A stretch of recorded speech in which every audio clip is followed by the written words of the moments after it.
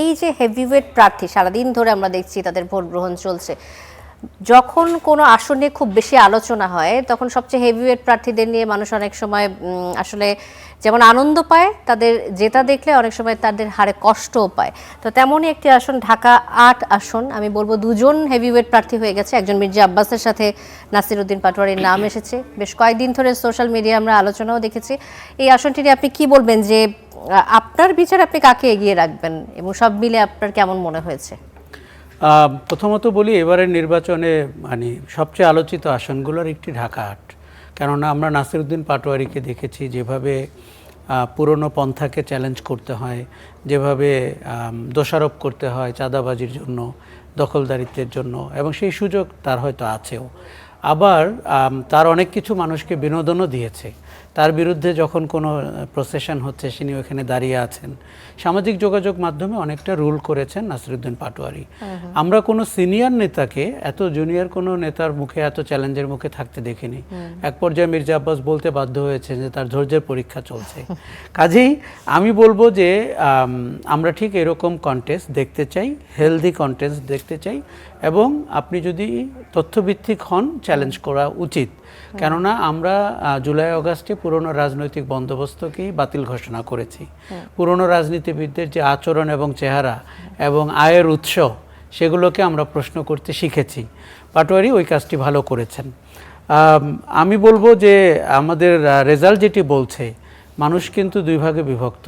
তারা কেউ মির্জা আব্বাসের পক্ষে অবস্থান নিয়েছেন, উনি এলাকায় প্রভাবশালী, অনেক দিন ধরে রাজনীতির সাথে যুক্ত, বিএনপির প্রায় জন্মকাল থেকে উনি রয়েছেন।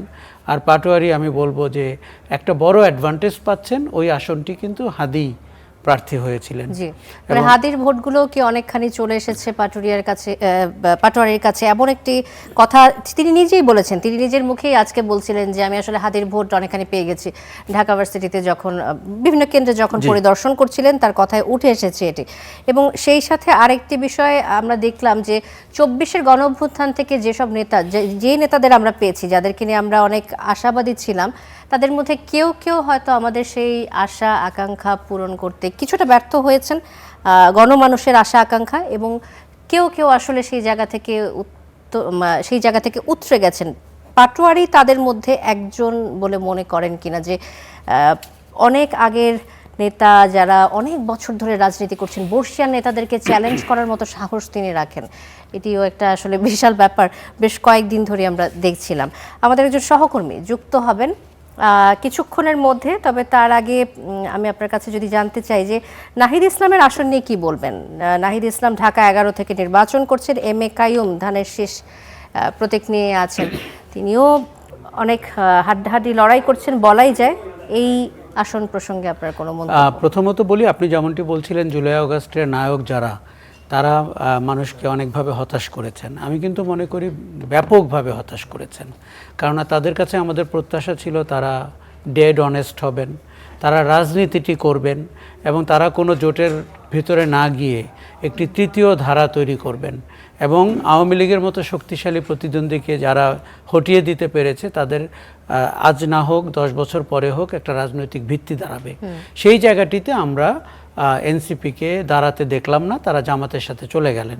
এখন তারা ভালো বলতে পারবেন। আমার ধারণা তাদের রাজনৈতিক মৃত্যুর ভেতর দিয়ে তাদের কিছু পার্লামেন্ট সদস্য বেরিয়ে আসবেন, কেউ কেউ হয়তো মন্ত্রীও হবেন।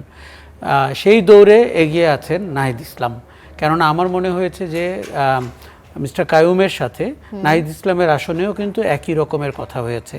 উনি একজন প্রতিষ্ঠিত রাজনীতিবিদ, নাহিদ ইসলাম নতুন রাজনীতিবিদ, কিন্তু নাহিদ তো হচ্ছে এই অভ্যুত্থানের পোস্টার চাইল্ড। নাহিদ হচ্ছে জুলাই অভ্যুত্থানের এক দফার জনক। কাজী এবং সততার জায়গায় নাহিদের অনেক কলিগরা কিন্তু নাহিদের মতো পারফর্ম করতে পারেনি। কাজে আমি বলবো যে নাহিদের কাইয়ুমের সাথে একটা লড়াইয়ের সম্ভাবনা আমরা দেখতে পাচ্ছি। সরাসরি সরকারের সাথে আমরা ওই সময়টায় যে অত্যাচার তিনি সহ্য করেছেন এবং তার উপর দিয়ে যা গিয়েছে সেটি আসলে নিঃসন্দেহে সেখান থেকে উঠে আসাটাও বিশাল ব্যাপার।